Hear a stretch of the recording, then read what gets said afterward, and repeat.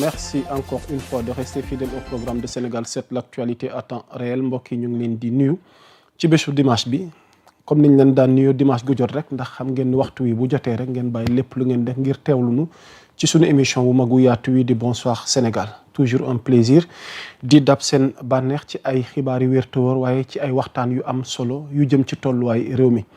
xam ngeen ni ñu ngi nuy kilifa diine yi ci réew mi di nuy kilifa aada yi di nuy waa jàngu bi di bàyyi xel ñi caabi féete gannaaw di bàyyi xel ñi tëdd ci hôpital rawatina ñi ne ci xat-xat duñu wet ci présentation bi ak jotaay bi ndax saa su ne dañ koy ànd ak sunu jigéen soxna Lalla Wele Lalla Rasoul Lalla maa ngi lay nuyu di la dalal laataa may jëm ci sunuy doyen chroniqueurs yi nga xamante ni ñoom ñooy ànd ak ñun ci jàngat wi saa su ne di la nuyu Lalla di la dalal dans Bonsoir Sénégal. Bonsoir yow Moussa, toujours un réel plaisir di ñëwaat ci évolution actualité bi di seen plateau spécial Bonsoir Sénégal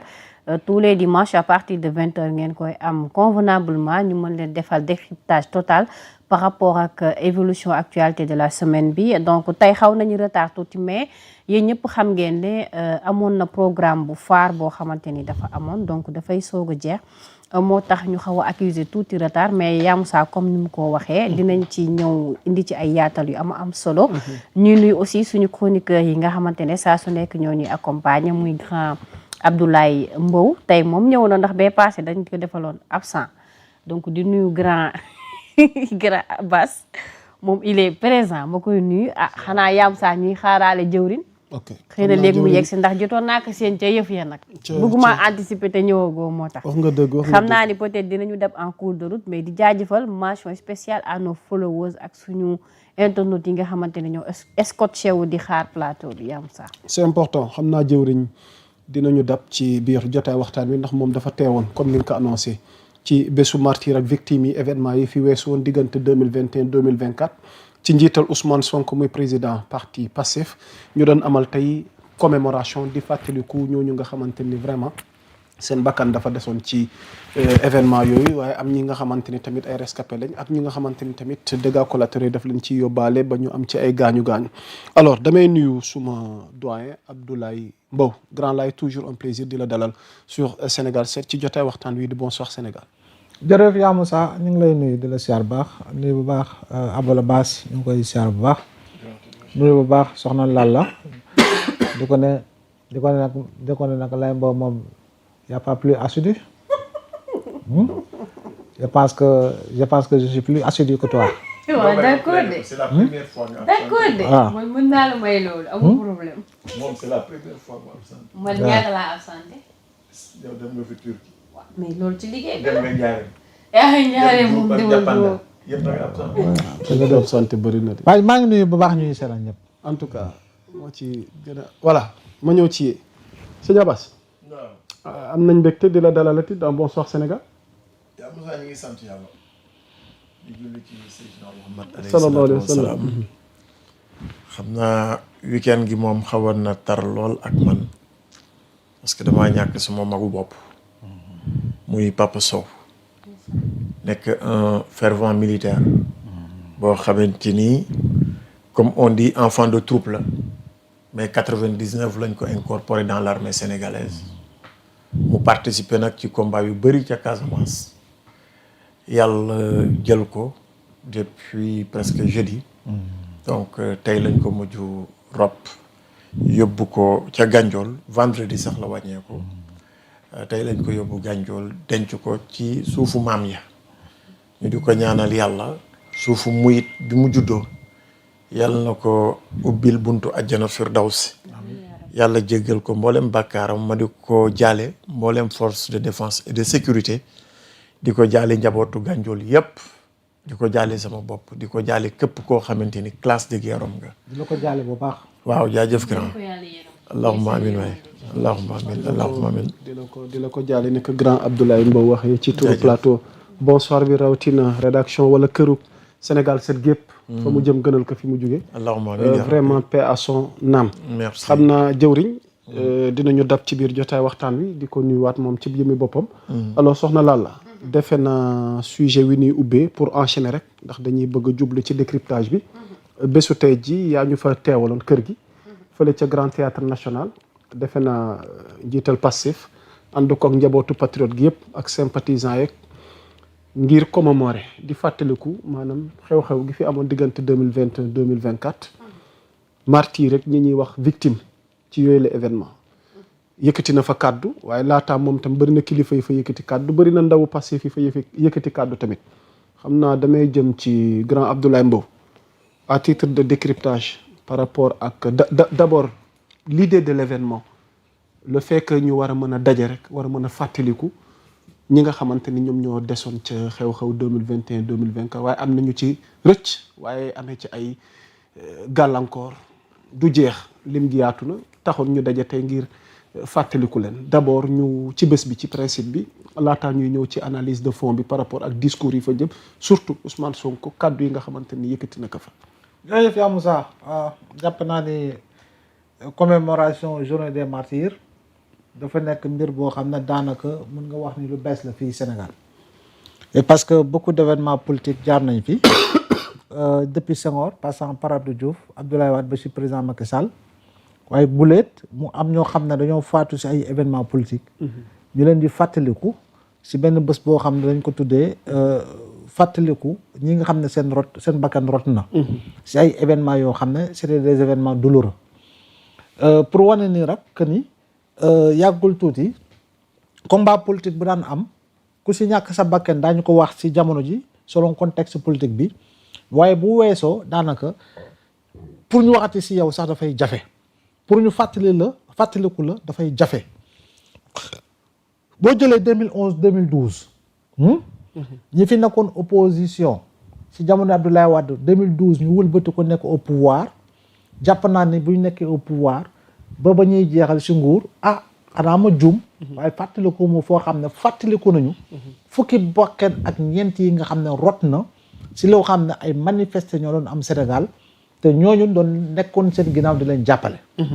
gisuma foo xam ne toog nañu fi di fàttaliku ay martyr suñu ko mën a tuddee noonu comme que su mel ni Mamadou Diop parce que bés bee boo mu faatu tiisoon na lool ci Sénégal mu nekkoon ndaw bàyyi fi soxna bàyyi fi doom il a fallu xeex boo xam ne ay nit topp nañ ko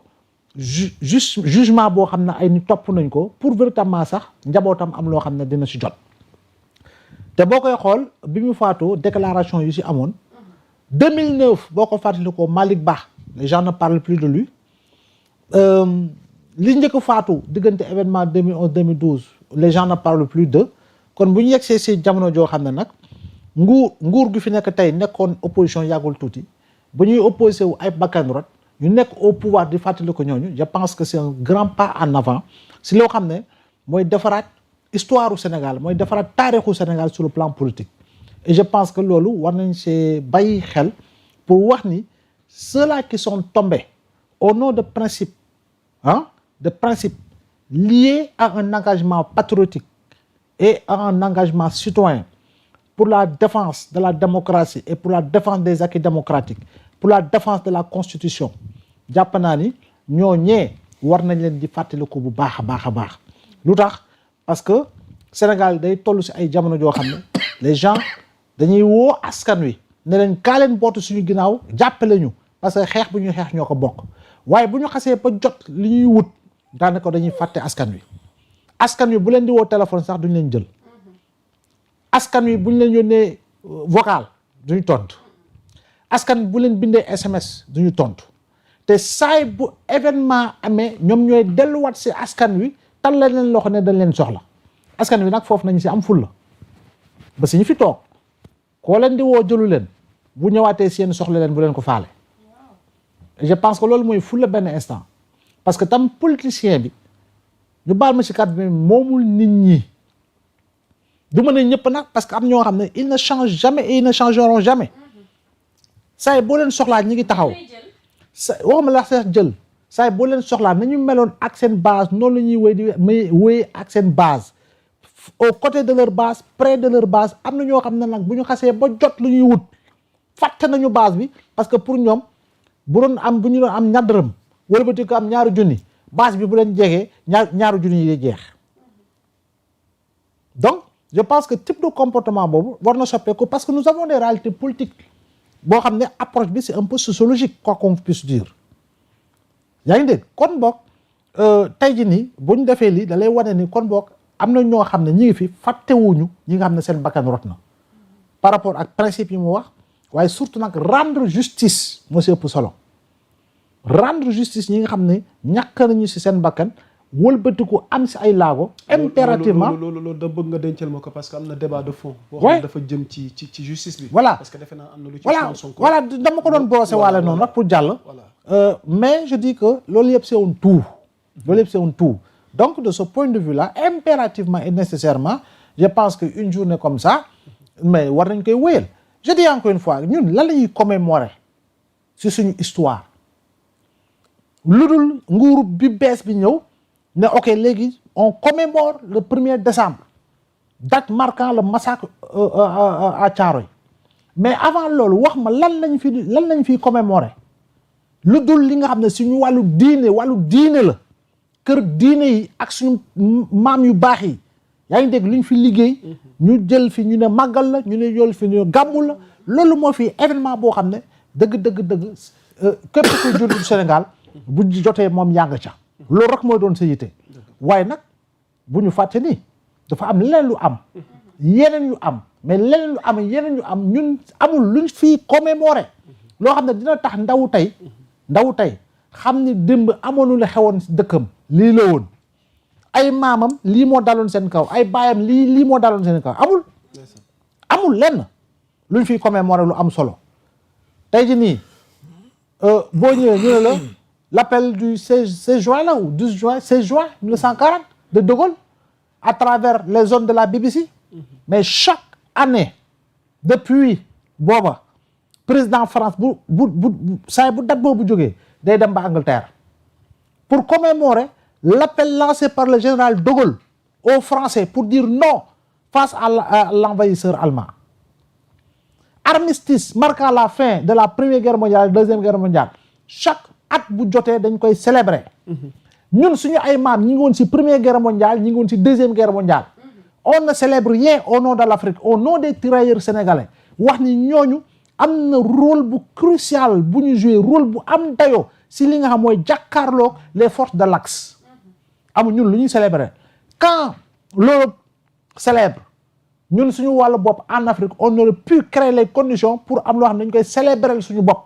par rapport ak suñu tirailleurs yi en dehors de Thiaroye 44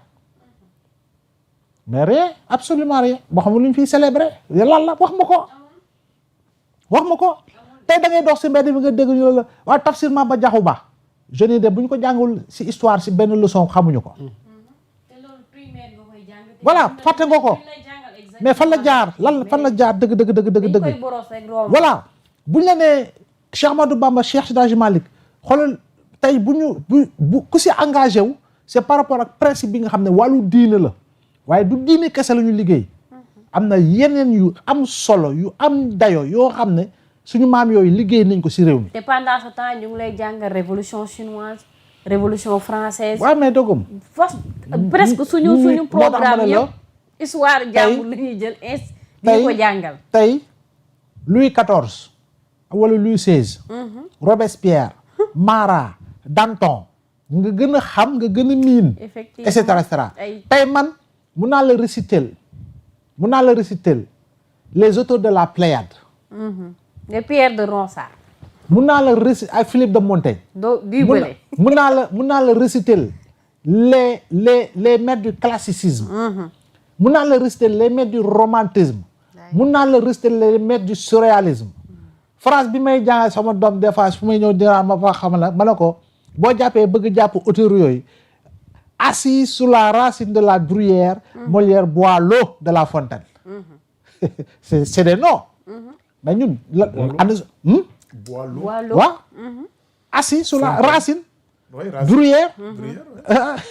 boo nee racine pour ñu ñuy seetaan Phèdre de Jean Racine ngay wax voilà mi ngi noonu assis sur la racine de la bruyère Molière boit l'eau de la fontaine waaye léegi ñun suñu ay auteur waaw suñu auteur yi wallaay tey jii yow tey jeunes yi est-ce que xam nañu le vieux nègre et la médaille non signification fondamentale bi laa la bëgg wax yaa Moussa Batouala René Mara qui a été prix Goncourt en 1921 su ma juumul parce que date yooyu bari. dafa sori. waaw non date yooyu bari. mais je crois bien que prix Goncourt 1921 premier noir. ah ben alors kon ñun ana suñu racine. waay vraiment. kon boog bu ñu ñëwaatee lii dafa bokk si suñu racine. parce que c'est de notre propre histoire on ne doit pas avoir honte de notre propre histoire. non mu nekk lu baax mu nekk lu metti mu nekk lu neex on doit toujours nous rappeler des moments douloureux de notre histoire pour mën a tabax ëllëg jàpp naa ne yaa Moussa. si sama gis-gis bu gàtt. c'est important loolu mu nekkoon introduction bi rek parce que développement baa ngi xaar ci biir waxtaan bi moom ak ay leeralam yu am solo Abbas damay ñëw ci yow voilà en résumé yow ci tënk bés bi d'abord laataa ñuy ñëw nag ci débat de fond bi ci kanam incha allah. yaakaar naa bés bi mënuma ci ñambaas lu bëri. waaw parce que laay campé na tout le décor. donc pour man problématique bi c'est aussi une occasion de rencontre entre un homme et ses militants. Qui est cet homme? Une partie de ses militants. Qui est cet Une homme? partie, c'est Ousmane Sonko. Ok. Qui a eu l'opportunité